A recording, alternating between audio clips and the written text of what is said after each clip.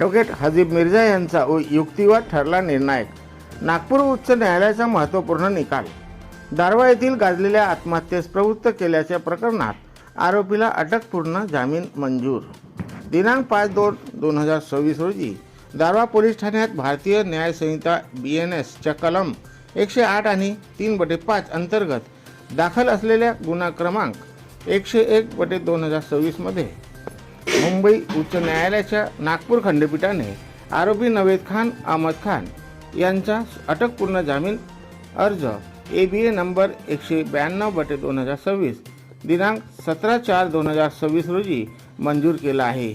या प्रकरणातील तक्रारीनुसार तक्रारदाराच्या 16 वर्षीय अल्पवयीन मुलीचे आरोपी नवेद खान यांच्याशी प्रेमसंबंध होते.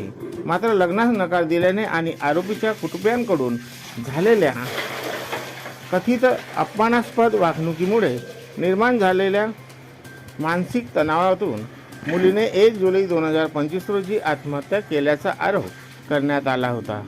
या प्रकरणात ॲडव्होकेट हजीब मिर्झा यांनी अर्जदाराच्या वतीने अत्यंत प्रभावी कायदेशीर बाजू मांडताना न्यायालयाला निदर्शनास आणून दिले की केवळ प्रेमसंबंध असणे, लग्नास नकार देणे किंवा FIR मध्ये नमूद घटनाक्रम पाहता आरोपीने मृताला आत्महत्येसाठी प्रत्यक्ष चिथावणी दिल्याचे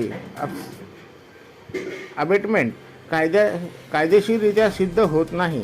माननीय न्यायालयाने ॲडव्होकेट मिर्झा यांचा युक्तिवाद ग्राह्य धरत असे निरीक्षण नोंदवले की प्रथमदर्शनी या प्रकरणातील तथ्ये आरोपीविरुद्ध गुन्हा सिद्ध करण्यासाठी पुरेशी नाहीत. ॲडव्होकेट हजीब मिर्झा यांच्या या कायदेशीर विजयामुळे आणि त्यांनी केलेल्या सूक्ष्म अभ्यासाची सर्वत्र प्रशंसा होत आहे.